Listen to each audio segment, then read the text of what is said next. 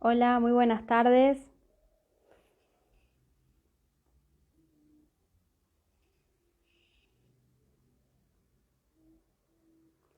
Hola, muy buenas tardes, bienvenidos. Hoy vamos a hacer un nuevo ciclo de CIOs en casa. Vamos a añadir a nuestro invitado.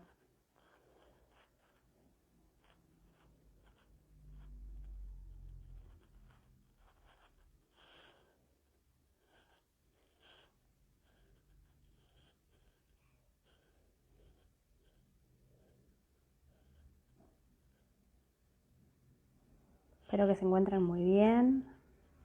Hoy vamos a invitar a Daniel.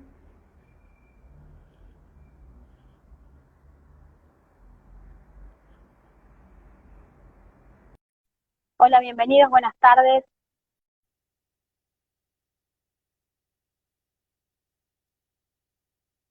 Hola, buenas tardes, bienvenido Daniel. ¿Cómo andás, Un Sara? gusto ¿Se ve bien? saludarte. Se ve perfecto. Bueno, Muy bien. maravillosamente, hoy pasó algo que nunca sucede, que es que la conexión funcionó inmediata. Así que bueno, Pero no te cantes agradezco, victoria, ¿eh? No cantes victoria que estamos en Argentina. no digamos nada. Bueno, bienvenido. Voy a dar la presentación Gracias. formal y oficial.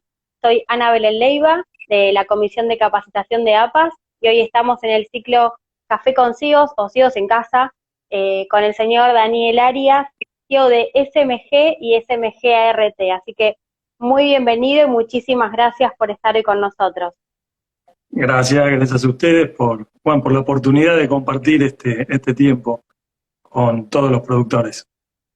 Está bueno porque nos da la posibilidad de conocer a la persona, ¿no? Detrás del señor con este cargo tan importante, ¿no? Liderando dos compañías tan importantes del mercado durante tantos años, además.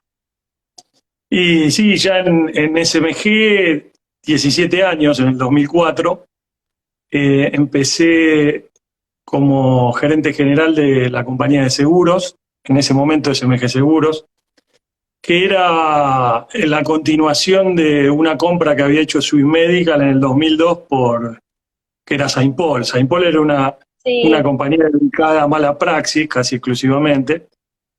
En el mundo era la más grande.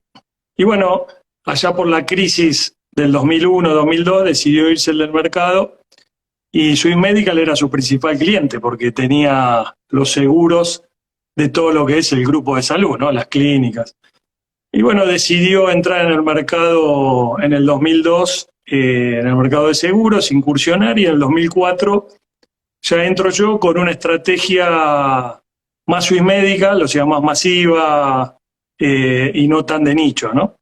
Y bueno, ya llevamos sí. 17 años y en todo este tiempo, bueno, además de crecer en seguros patrimoniales, lanzamos una RT de cero en el 2012. Así que bueno, con mucho trajín. Swiss Medical, Además, Swiss Medical y el país es una montaña rusa. No te permite relajarte. Así que bueno, acá estamos. como dijiste al inicio, estamos en Argentina, ¿no? Y a veces es como una montaña rusa en esos inicios, ¿no? Después de la crisis del 2001 y todas las que vinieron en estos años y la que estamos transitando ahora. Te escuchaba hace unos días en una entrevista de hace unos meses atrás, donde decías que el mercado se iba a achicar. Eh, bueno, me gustaría que nos cuentes un poco más respecto de esa visión que tenés, ¿no? Porque es un momento muy particular que estamos viviendo, no solamente en la Argentina, ¿no? Sino a nivel mundial. Pero acá siempre todo es como que se agudiza bastante y creo que está teniendo un impacto muy fuerte en nuestra actividad. Bueno, que el mercado se achique en este contexto es algo natural hasta en el mundo. En Argentina, como decís vos, todo esto se incrementa. El mundo perdió PBI en el orden del 6% y nosotros en el 20%.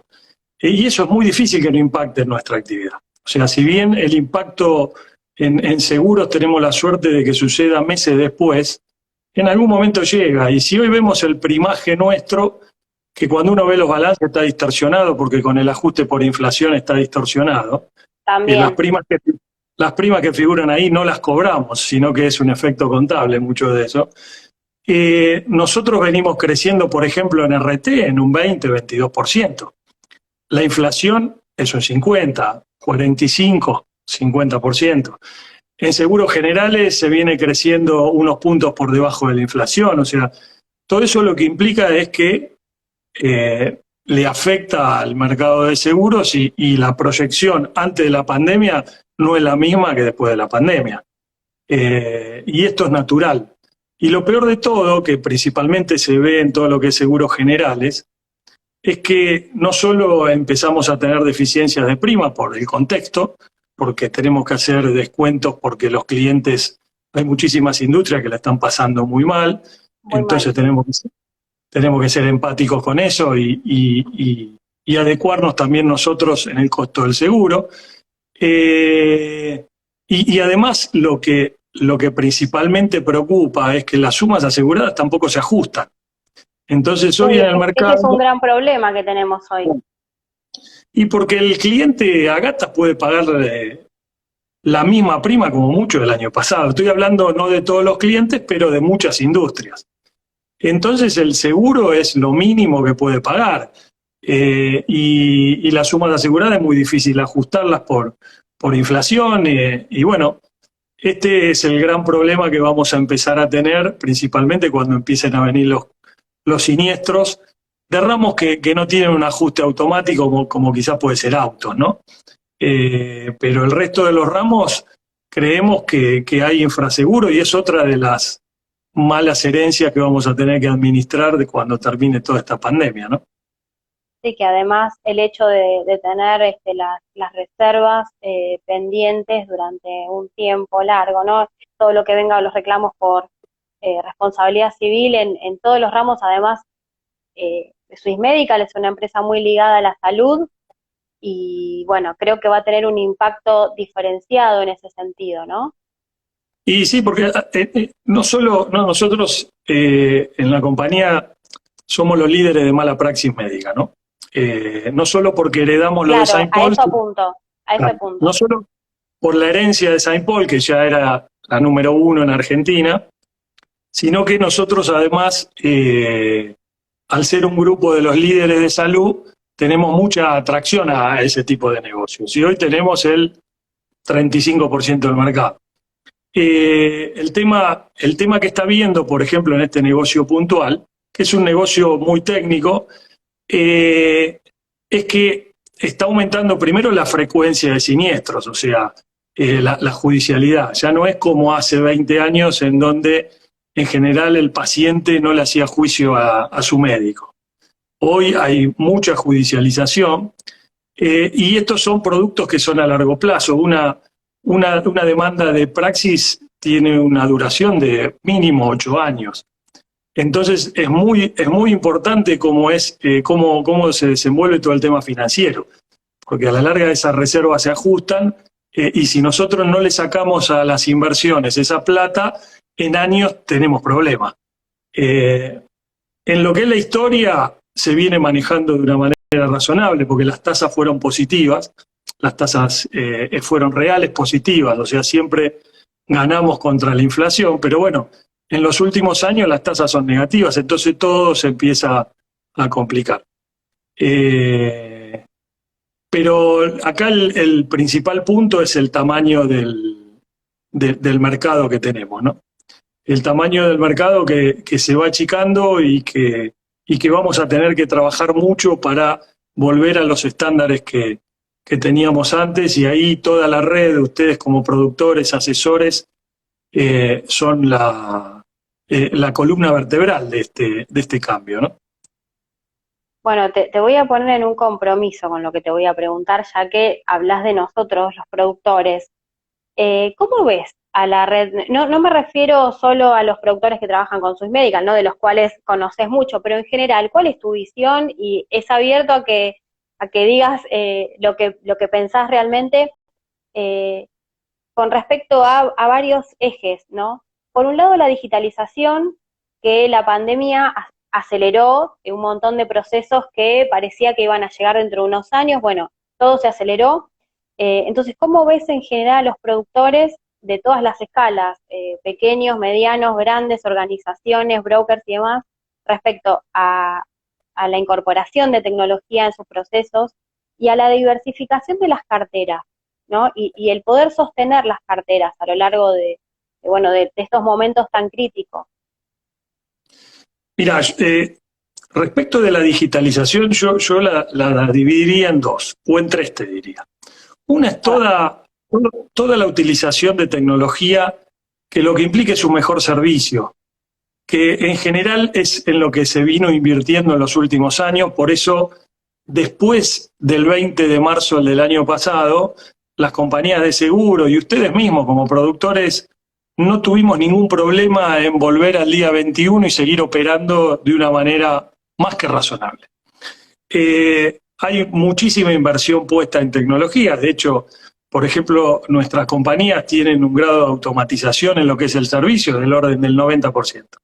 Hay pocos rubros que son más tailor-made que se tienen que manejar por fuera de todo lo que es la automatización y demás.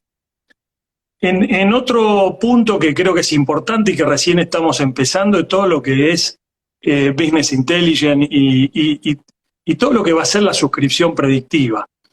Que todo eso es lo que va a cambiar quizás los paradigmas que tenemos hoy de cómo encaramos los negocios. Hoy en general, tanto las compañías como ustedes, lo que hacemos es suscribir pólizas, independientemente de quién sea el cliente. Yo creo que con estas herramientas y con todos los datos e información que vamos a tener de cada uno de los clientes o prospectos, lo que vamos a empezar a suscribir son personas o empresas y después la operación va a ser mucho más fácil, va a fluir mucho más fácil. Porque si una empresa entra con un semáforo verde, ya todos sus riesgos tienen que ser mirados de una manera más laxa que aquella que tiene un semáforo amarillo. Y respecto al tercer punto, que es la venta, ahí es lo que vengo hablando con los productores de la compañía y también con lo que vengo viendo que está pasando en el mundo. O sea, todavía no hay un gran desarrollo, ni acá ni en el mundo. En el mundo, según las cifras que nosotros tenemos, la venta digital ronda en un 5%. Y en Latinoamérica en un bajísimo. 2%, muy bajo, y en Latinoamérica en un 2%. Eso no significa que esto no cambie. Todavía no, los grandes jugadores de lo que podemos llamar la Internet, como puede ser Amazon, como puede ser Mercado Libre en Latinoamérica, Google, no entraron todavía de una manera fuerte. Eso puede cambiar el paradigma y puede hacer que capaz que dentro de 2 años lo que estoy diciendo sea completamente opuesto. Pero hoy lo que vemos es que se está aprendiendo de eso y en general todas estas plataformas, más que generar una buena venta, lo que generan es información para los clientes que después van en nuestro caso, a los productores y quizás le hacen bajar los precios. Está siendo utilizada más como información que como venta. Eso no implica que hay plataformas que están creciendo de una manera más que adecuada. Pero en lo que respecta a la generalidad de la producción del mercado, todavía no es significativo. Y yo creo que siempre tiene que haber un productor atrás, porque el seguro, salvo algunos productos específicos que son paquetes y que la verdad que no cubren demasiado, y la expectativa Ujú. del que lo compra tampoco es que lo cubra demasiado. O a veces es muy alta. En Sí, lo enlatado a veces la expectativa es muy alta y falta como el asesoramiento. Entonces, ahí exacto. en esto quiero retomar esto que vos decís, eh, el hábito del consumo, porque también hay que hacer como una diferenciación, como decís, en algunos países del mundo es de una manera, en Latinoamérica es de otra, y probablemente la Argentina sea más, más profundo, o sea, es como adentro de Latinoamérica más difícil, ¿no? Eh, porque tenemos, no sé, lo más básico y elemental, el gran porcentaje de primas que están sostenidas hoy por seguro automotor, y aún así hay un gran porcentaje elevadísimo de parque automotor sin cobertura, ¿no? Sin seguro Exacto. obligatorio. Entonces, ¿de qué estamos hablando con la digitalización? Parece como que hay una brecha muy grande ahí para cubrir. Entonces, ¿cómo afecta esto que vos decís con los hábitos cómo pensás, ¿no? Porque no tenemos una respuesta concreta. Mira, yo aprendo mucho mirando, por ejemplo, a mis hijos. Eh, cómo hoy se desenvuelven, cómo consumen, cómo se intercomunican con proveedores, y lo hacen todo a través del teléfono. Yo creo que si bien hoy es un 2 o un 5% en el mundo, hay un rango etario que está acostumbrado a consumir de una manera no presencial, o sea, de una manera digital. Por lo cual, yo creo que los productores y las redes no tienen que dejar a un lado todo lo que es la inversión en medios digitales. O sea, creo que todavía estamos a tiempo de que se aprenda, todavía se está a tiempo de probar, pero a la larga va a haber un segmento de la población, que son los jóvenes de hoy, que dentro de 10 años van a ser, en general, los consumidores, va a ser el rango fuerte de consumidor, que si no cambia su costumbre, y acá hay que tener la bola de cristal, es muy probable que haya productos masivos que los consuma de una manera digital. O sea, yo me imagino a un chico hoy de 15 años que está todo el día o con Mercado Libre o con el teléfono, en un futuro comprando el seguro de autos, que es un seguro, llamemos enlatado, ¿sí? Sobre el cual se puede leer y se puede aprender mucho más que quizás con un seguro del hogar, que necesita muchísimo más detalle, o un seguro técnico. Y quizás haya un segmento de esa población que se tire al lado digital. Por lo cual, yo creo que si bien hoy no es un canal importante en Prima, hay que estar cerca, y mi recomendación es que los productores empiecen a analizar este canal, ¿sí? Porque creo que estas plataformas tienen que estar en la cabeza de los productores y no de las compañías. Esa es mi visión. Las compañías tenemos que vender producto y poner productos a disposición, y la visión nuestra es que los productores son los que lo comercializan. De hecho, somos una compañía 100% de productores. Y yo me imagino que una plataforma pensada por un productor está pensada también desde el servicio y desde lo técnico del seguro, y no solo desde el despacho. Yo creo que es algo que hay que empezar y tienen que empezar a mirar. De hecho, hay muchas experiencias actuales que son exitosas, y cada vez hay más. Y nosotros, de hecho, estamos ayudando a una serie de plataformas de productores afines a nosotros, porque creemos que a la larga esto va a ser un canal que va a representar mucho más que los porcentajes que comenté hoy. Bien, o sea, es alarmante por un lado lo que decís, pero también es esperanzador, porque de alguna manera, como todo tarda en llegar acá, de alguna manera esperemos que nos dé tiempo a estar a tono, ¿no? Y poder tener los servicios disponibles. Y como bien decís, sí, claramente nuestro diferencial es el servicio frente a otro canal, o frente a vender un seguro como un enlatado, como un commodity que desde mi punto de vista no lo es muy complejo. Así se trate del seguro para esta lapicera, creo que las cláusulas son complejas y que siempre los asegurados van a necesitar de la experiencia y del asesoramiento profesional. Fíjate, Ana, esto. Sí. ¿Sabes? Vos fíjate y hacés este ejercicio. ¿Qué hubiera pasado en marzo del 2020 en adelante si toda la venta hubiera sido digital? ¿Qué hubiera pasado con la caída de las pólizas? ¿Qué hubiera pasado con la readaptación de las primas en momentos en donde la siniestralidad quizás había bajado? ¿Qué hubiera pasado con los problemas de cobranza y toda esa negociación que la red de productores hizo con las compañías para mantener cobertura? Por eso yo siempre digo que... Me gustaría que vos dé la respuesta a todo esto. Nosotros no tenemos duda. De hecho, yo creo que uno de los grandes ganadores de esta, en cuanto a cucarda, llamémoslo, ¿no? del éxito que tuvimos en este periodo de pandemia es el desenvolvimiento de la red de productores. No tengo la más mínima duda, la más mínima duda.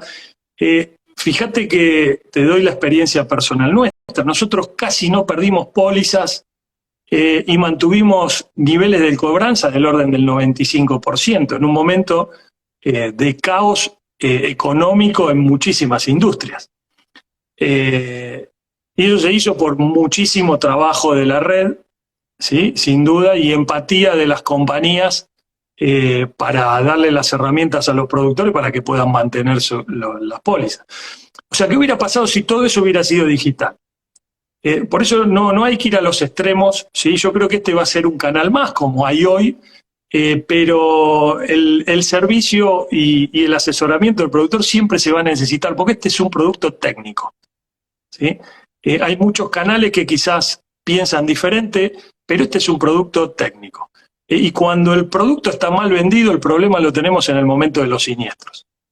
Entonces, yo creo que hay tiempo. Lo que sí, cuando viene la ola tecnológica y la ola de cambios, lo peor que puede pasar es tenerle miedo y tratar de frenarla. La ola viene y estas olas son muy grandes.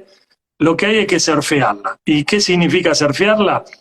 Analizar, ver cómo invertir en tecnología, ver asociaciones. O sea, hay millones de herramientas para tratar de no perder esta porción de mercado, ¿no? Que lo mismo hacemos las compañías. ¿Y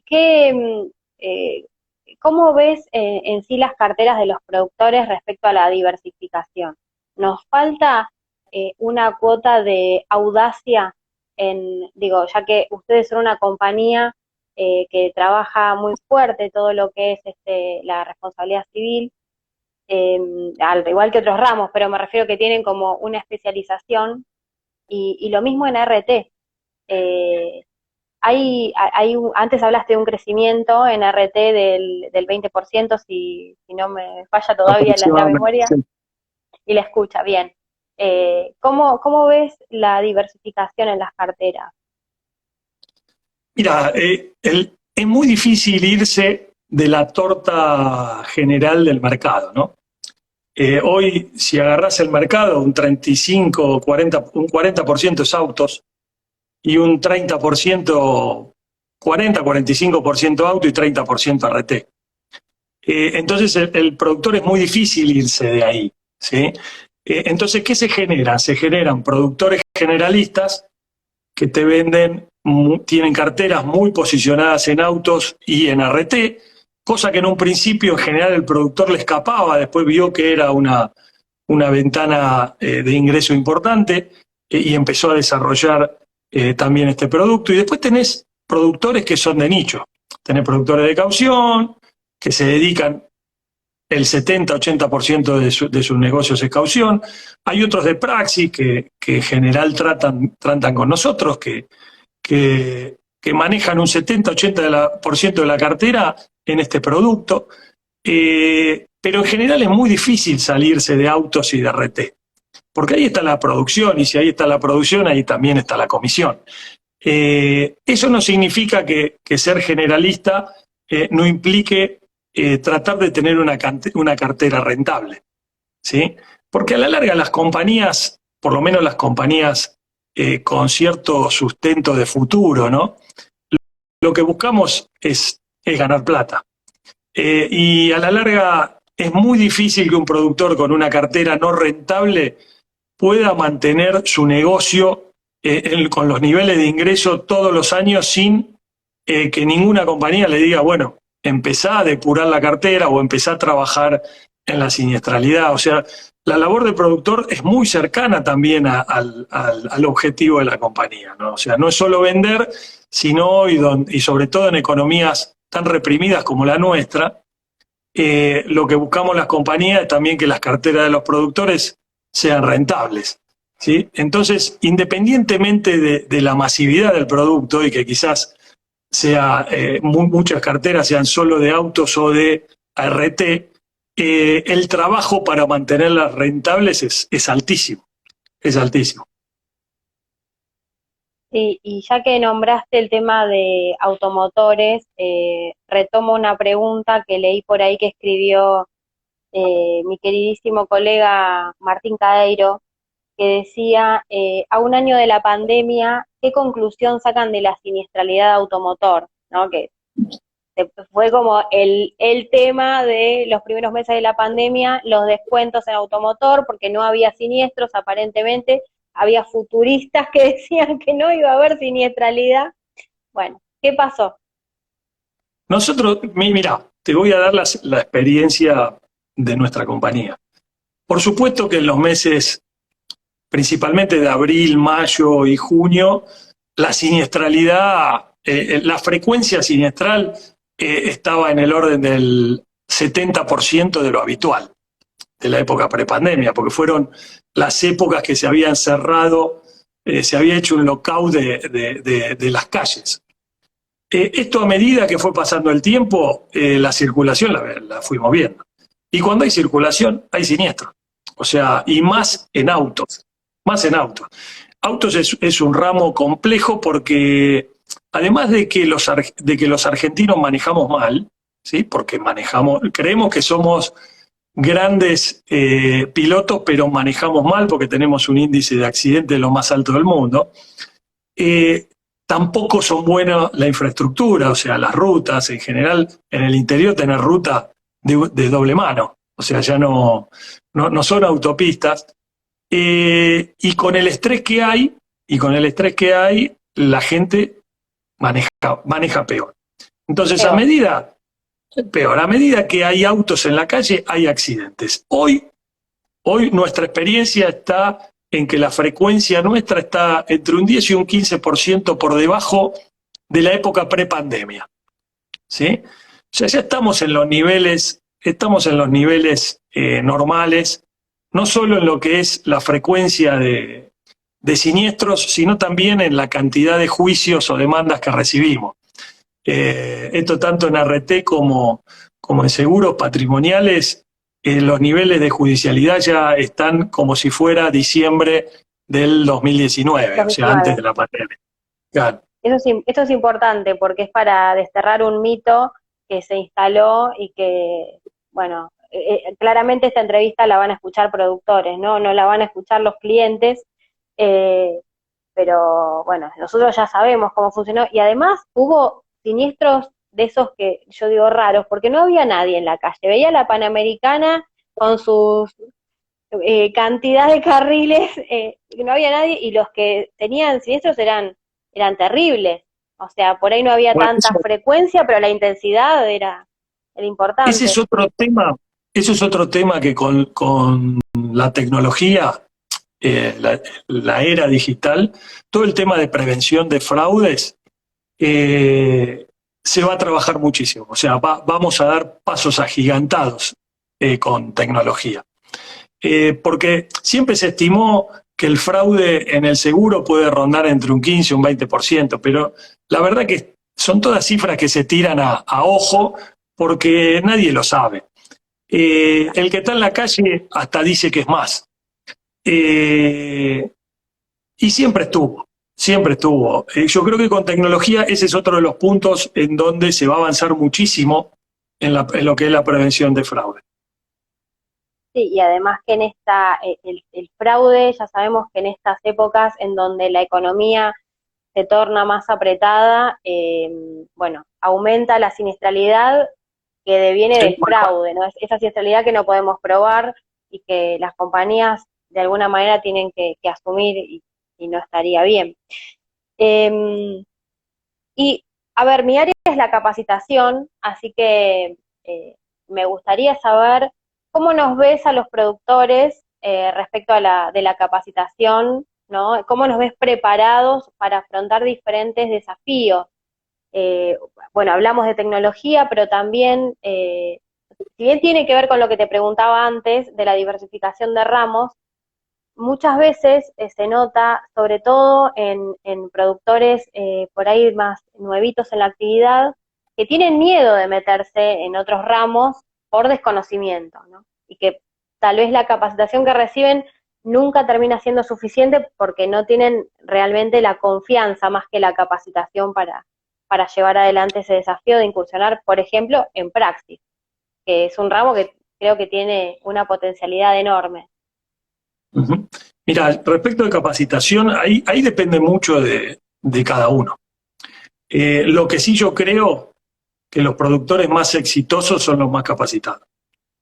Es muy difícil perdurar en esta profesión sin conocer lo que estás vendiendo y sin mejorar y capacitarte respecto hasta de técnica de venta, de encarar entrevistas difíciles, de conocer del producto, o sea, un montón de temas. Que yo creo que a la larga los que terminan siendo exitosos son los que se capacitaron. Siempre es bueno invertir en capacitación, siempre es bueno invertir en capacitación. Porque acá, con tanta competencia, porque son muchísimos productores y muchísimas compañías, los que subsisten o los que terminan siendo exitosos son los que se diferencian. Y los que se diferencian, a la larga, son los más capacitados. O sea que, como recomendación número uno, yo creo que invertir en capacitación es invertir en uno y invertir en el futuro, ¿no? En cualquier profesión, en cualquier profesión. No solo en la de productor, en cualquier profesión. Sí, además que yo siempre digo, tiene una complejidad y a mí personalmente lo que me encanta de esta profesión es el desafío de que todos los días hay algo nuevo, siempre hay algo para aprender, entonces no te vas a aburrir jamás. Creo que es una actividad muy dinámica en ese sentido.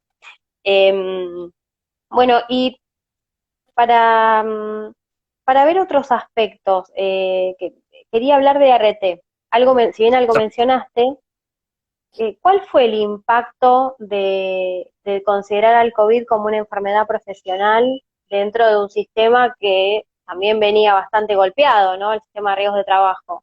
Y si, Ese- y si hoy, ¿no? Ya 2021, de cara a unos cuantos años desde que cambió la ley, de que se actualizaron algunas cuestiones de la ley, si eso ayudó a mejorar el sistema. Perfecto, bueno, empiezo por esta última pregunta y después voy al tema del COVID, así vamos de una manera más cronológica. En el 2017, antes de la ley, el mercado no tenía perspectiva, no era sustentable ni por el pasado, o sea, ni por su situación en ese momento, tanto económica como financiera, sino por su proyección a futuro. ¿Por qué? Porque su principal problema era que se había enquistado la industria del juicio. ¿Y esto qué significaba? Significaba que habíamos tenido un stock en el mercado de 360.000 juicios y con un flujo mensual de 100.000 por mes, por año. O sea, teníamos 360.000 que ya en esa época no lo podíamos pagar porque no teníamos las inversiones para pagarlo, no teníamos la plata. Y además todos los años entraban 100.000 más.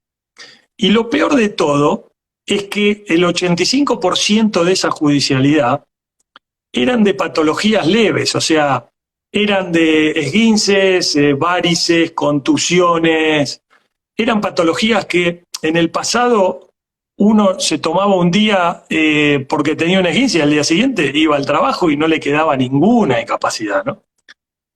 Esto se debía porque se instaló esta industria del juicio y la industria del juicio también fue permitida por la legislación y también por los tribunales. Entonces encontrábamos casos, que era este 85%, donde las compañías y las comisiones médicas, que no dependen de las compañías, decían que era un 0% de incapacidad, y entonces el accidentado lo agarraba un abogado, iba a juicio, y el juez decía 17%, que ese era el promedio que terminábamos pagando por estas patologías que eran cero. Y lo peor de todo es que cuando uno entraba en el promedio de este 17, un 6% en promedio eran por daño psicológico. O sea, una persona que se esguinzó, no un esguince grave, sino un esguince leve, no solo recibía un 17%, sino que además de ese 17, un 5 era porque, un 5, un 6, era porque le había afectado psicológicamente el tema. Claro. O sea, estaba desbandado ya en la parte judicial. Y eso es lo que llevó a ser inviable el mercado. Esto lo llegaron a entender las autoridades y por eso es que surge la ley. A partir de la ley, la judicialidad empieza a bajar. ¿Por qué? Y porque ya las comisiones médicas, fue obligatoria toda la instancia administrativa y las comisiones médicas son las que determinaban el porcentaje de incapacidad. Después el accidentado podía ir a la justicia, pero nosotros como RT teníamos un plazo de pocos días para pagarle la indemnización. Entonces la judicialidad de esos 150.000 mensuales bajó a 50 anuales, perdón, bajó a 50.000, aproximadamente 50.000 demandas anuales. O sea, se encauzó en un rango que si bien es alto, está dentro de un parámetro que pueda ser tarifable, ¿sí? Porque el flujo pasó a ser más o menos siempre, rondó en esta cantidad de juicios. El problema que tenemos ahora, ¿sí?, es, además de que todavía tenemos 260.000 juicios de stock, o sea, en estos años, del 2017 a hoy, se pudieron saldar 100.000 juicios. El problema que tenemos es lo que hablamos al principio, es que las primas están creciendo del orden de un 20-25%, cuando la inflación ronda en un 45%. Entonces estamos perdiendo mercado, ¿sí?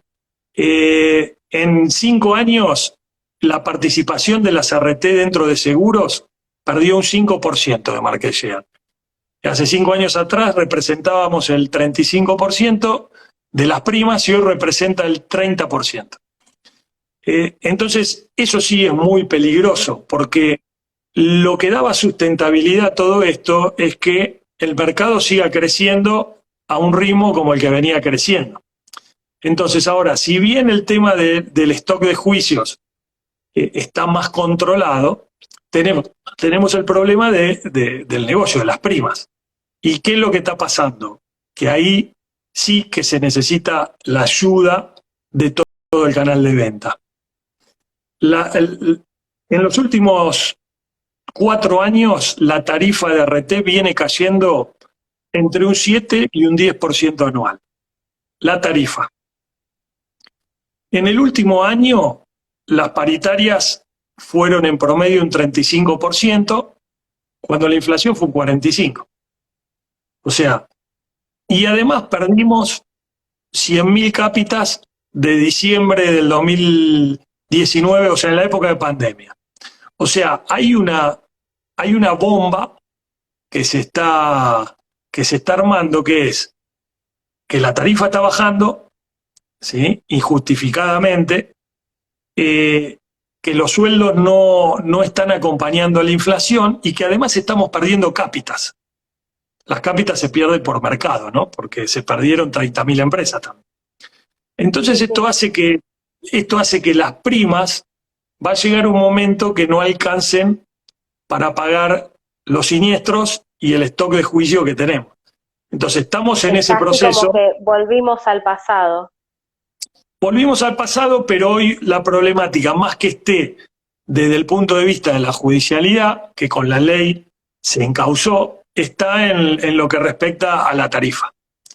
Ese es un problema que tenemos que encarar, es un problema que ahí necesitamos la ayuda de las compañías de toda la red de productores, porque está habiendo una canibalización del precio que lo que va a terminar es destrozando al negocio, ¿no? Y de este negocio vivimos las compañías y también vive la red de productores. O sea, ese es un punto a tener en cuenta y es el punto que las compañías estamos viendo cómo hacemos para frenar esta baja, porque ya estamos entrando en valores peligrosos y sobre todo en una época en donde el resultado financiero en términos reales es negativo. O sea, todo esto en una época se veía disfrazado por la rentabilidad financiera. hoy la rentabilidad financiera no logra cubrir tampoco la inflación. Entonces, hoy estamos teniendo un problema. Es Respecto que al COVID, también en esto te interrumpo porque, y ahora retomamos el tema del COVID, eh, también lo que está pasando en el negocio de autos, que hay una, dijiste, canibalización del precio, la anoté porque me encantó la frase, me parece muy oportuna, en donde parece como que se está descuidando un poco el ramo, que se está descuidando el negocio desde el punto de vista que corresponde, que es el técnico, no el financiero. eh, y bueno, estamos ahí en esa guerra desmedida. ¿Y qué está y sí, pasando? eso. Y esto es lo que pasa, en momentos de crisis lo que pasa también es eso, ¿no? Las compañías lo que buscan, muchas compañías, no todas, lo que buscan es mantener su nivel de ingresos y su cash flow y se ponen agresivas en cuanto al precio y a la captación de nueva venta. Eso es cortoplacista porque a la larga, si hay algo que es claro en seguros, que el precio tiene una razón de ser y los actuarios, aunque muchas veces, tanto nosotros los directivos, a ustedes los productores, discutan con los actuarios respecto de los precios, a la larga los actuarios tienen razón. Los precios tienen una técnica y esa técnica en general se cumple. Y cuando uno no la respeta, no lo paga hoy, porque el seguro lo que tiene es eso, que en el momento que vende es exitoso, porque tiene mucha venta y mucha caja, y al año, año y medio, cada vez más corto, porque las denuncias cada vez vienen más cortas, y tiene los grandes problemas, ¿no? De necesidades de capital, de rentabilidad negativa. Eso en Sí, general pasa en momentos lo de crisis. postdatás, pero lo tenés que pagar en algún momento, o En sea, sí algún o momento sí. lo pagan. En algún momento lo Incluso a pagan. mí me llamaba la atención que en un montón de años que hace que trabajo, por suerte, en esta divina actividad, en estos últimos meses me pasó de recibir un montón de reclamos ya judicializados de diferentes ramos y siniestros que no tenían razón de ser, siniestros que eran una pavada. Y claro, la abogada me dice, ¿pero qué está pasando? O sea, es la crisis económica. O sea, la Claro. gente no sabe de dónde sacar nada, ¿De dónde entonces sacar dice, plata? una vez tuve un siniestro que, bueno, ya que estoy le reclamo porque estoy dentro del plazo todavía legal. Y por ahí te cae uno de hace 2 años y medio que ya estaba a punto de cerrarse. Y bueno, o sea, esto también Esto, va a traer un efecto con todo el tema del COVID, en todos los aspectos ¿sí? Sin duda. que trazan el Mira, tema del COVID. las crisis generan consecuencias que son de manual. En general en las crisis y hay una canibalización del precio. En general en las crisis aumenta el fraude. Vos fijate, Claro, cuando había problemas, que también hay hoy, en restricciones en las importaciones, sobre todo de neumáticos, ¿qué pasó? Aumentó el fraude del robo de gomas. Y no solo aumentó el fraude de robo de gomas, sino también aumentó la siniestralidad real del robo de gomas. Nosotros en Argentina ya estamos muy duchos a todos esos movimientos, no solo de la delincuencia, sino también de las necesidades de plata de la gente que terminan en general en siniestros no tan claros, para no llamarlo fraude, ¿no? Eh, respecto del COVID, bueno, allá por abril del 2020, cuando nos reunimos por la UART y personalmente con las autoridades de la Superintendencia de RT y el Ministro de Trabajo, eh, fuimos principalmente, eh, no fuimos tan enfáticos en la aceptación de que el COVID, ¿sí? De que el COVID no era una enfermedad profesional, sino, y esta es mi postura que a la larga no terminó de convencer, para nosotros el COVID es una enfermedad social, no es una enfermedad profesional. Es como la gripe. El contagio no, de hecho hay gripes, las gripes son COVID también. Lo que pasa es que esta es un COVID nuevo que no había vacuna. y para nosotros tenía que estar cubierto el COVID en aquellas actividades que estaban expuestas a estos riesgos, como puede ser todo lo de salud, todo lo relacionado con la salud. Así como también HIV. HIV está cubierta para salud, pero no es una enfermedad profesional para el resto. Es una enfermedad llamada social, ¿sí? Que es la palabra que a mí se me ocurre ahora. Bueno, esto no fue aceptado y otro de los puntos fue cómo se va a financiar esto. Y la financiación era a través del fondo. El fondo sabíamos que no iba a alcanzar, pero bueno, empezamos a caminar con esto de proteger también a los trabajadores, ¿sí? Porque también es una responsabilidad social de nosotros, de nuestras compañías, estar cerca de los trabajadores en momentos difíciles como estos. Y después empezar a discutir cómo se fondea esto. Que en un principio salía de los 0,60 pesos que paga cada empleado de las compañías. El fondo que había no iba a alcanzar y por supuesto no alcanzó. Y hace un mes o 2 meses esos 0,60 pesos se transformaron en 40 pesos por empleo. Pero el déficit que nosotros estimamos vamos a tener, el déficit financiero, es de aproximadamente 20.000 millones. Y esto suponiendo que la tercera ola no es de magnitudes importantes, ¿no? O sea, continuando con los valores que se dan hasta ahora.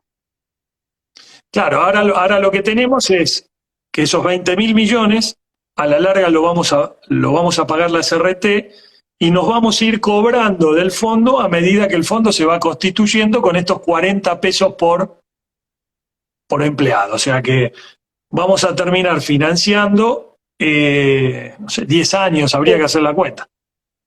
Por lo cual, ese es un problema respecto de la liquidez en función a cuánto es ese desfasaje que va a quedar para financiar, ¿no? Durísimo. Es otro punto. Sí, sí. O sea, no estamos mejor con RT. No estamos mejor con RT. No, a ver, RT, si vos me lo pones a mí, a pesar de todos estos puntos, estamos mejor que en el 2017.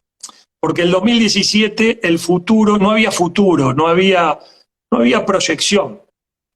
Con 150.000 juicios por año que entraban y con todas estas irregularidades judiciales, no había futuro, ¿sí?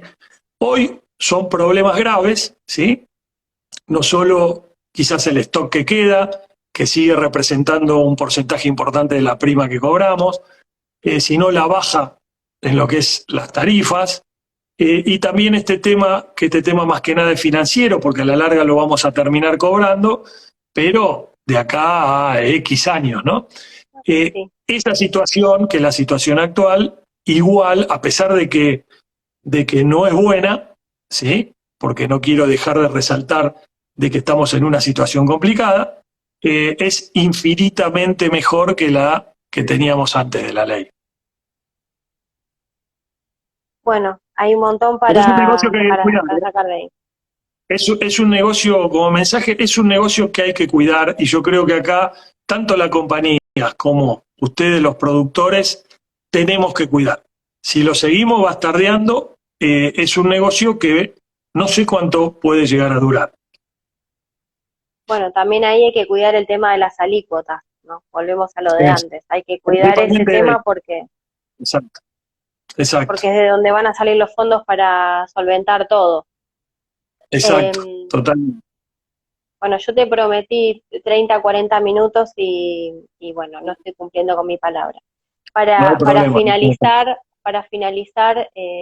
me gustaría si podés dejar un mensaje para aquellas personas que están iniciando en la actividad. Nosotros tenemos un programa en APAS que se llama Primeros Pasos, que les damos ese empujoncito, ¿no? Para arrancar desde el día matrícula cero pólizas. Y bueno, frente a todo este escenario que estuvimos conversando de la crisis, de las oportunidades que hay frente a los desafíos de la tecnología, frente a un mercado de RT con cierta incertidumbre, pero con proyección de futuro. ¿Qué pueden hacer los productores que recién se inician en la actividad? Mira, por suerte están entrando en una actividad que realmente es apasionante y que cobijó y cobija a muchísima gente, ¿sí? La recomendación que yo le puedo hacer es en parte lo que habíamos hablado a lo largo de esta charla. Yo creo que acá depende de cada uno, si uno quiere diferenciarse o quiere ser la media. Para diferenciarse, sin duda que hay que esforzarse.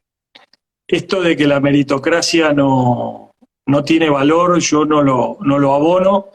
Yo creo que en cualquier actividad el esfuerzo y la capacitación es importantísimo. Y es lo que a uno lo diferencia. Y en este mercado no está ajeno a eso.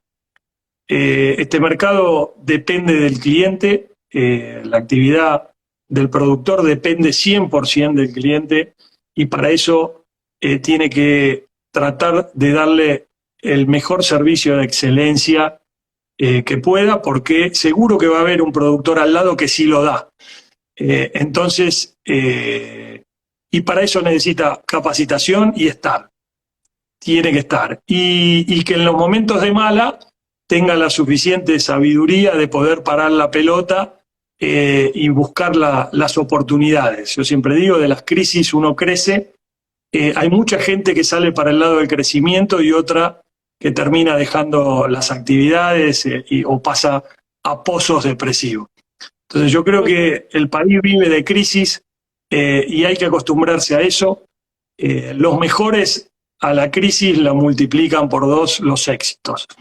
Así que eso es lo que puedo yo decirle a la gente que recién empieza y que también estamos en una era de tecnología que no deje de lado eso.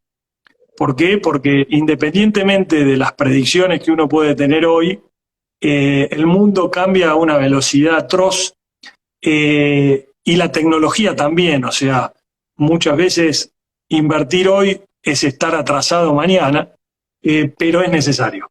Es necesario porque el mundo y también el sector va a eso, ¿sí? Básicamente esos son los mensajes que le daría a una persona que recién empieza en nuestra actividad. Buenísimo, mucho para sacar de ahí. Bueno, te voy a agradecer en nombre de Sebastián del Bruto, presidente de APAS, que escribió por ahí en el chat, no sé si llegaste a leerlo, y quedaron algunos No, mensajes sin leer. no me Bueno, aparecen esos mensajes. Saludos a bueno, Seba, saludos a Seba, también a Martín que mandó la pregunta. Todos sí, gracias personas a conocidas en Martín Internet. que me ayudó para establecer este contacto. Muchísimas gracias, Daniel, por estar tan predispuesto, por responder a todo con tanta claridad. Y sobre todo, me encanta que transmitís mucha tranquilidad en tu mensaje, muy claro, y con mucho conocimiento realmente del mercado. Y así que me enorgullece poder haber tenido esta charla con vos. Bueno, les Mil gracias agradezco el en nombre espacio. de APA. Yo les agradezco el espacio. Tenemos muchos amigos dentro de APA y dentro también de la actividad.